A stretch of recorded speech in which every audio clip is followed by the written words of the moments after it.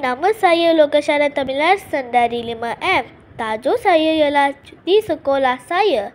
Di cuti sekolah, saya dan keluarga saya pergi ke Hanuman Koil di Port Dickson, Hanuman Koil di Brickfield, Murugan Koil dan Batu Cave.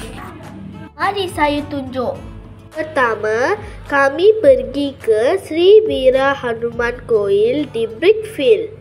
Wah, di dalam koil itu sangat cantik. Saya ambil restu di kaki Hanuman. Di sana saya lihat pelbagai jenis Dewa Hanuman, iaitu Jaipur Hanuman, Indian Hanuman, Thailand Hanuman dan Chinese Hanuman. Seterusnya, kami pergi ke Port Dickson Hanuman Koil. Jom kita pergi. Koil ini sangat cantik dan menarik. Antaranya kami rehat di Harenar. Tempat ketiga ialah Sri Subramania Dewa Sanam di Batu Berendam.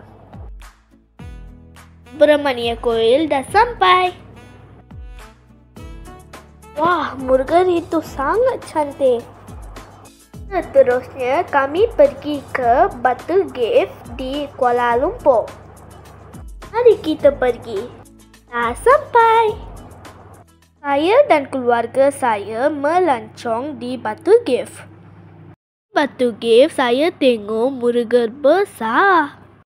Seterusnya, kami selama menaiki 272 anak tangga untuk melawat tempat yang suci itu. Seterusnya, kami nampak Hanuman di Batu Cave sebelah. Wah, seronok kan? Terima kasih. Jumpa lagi.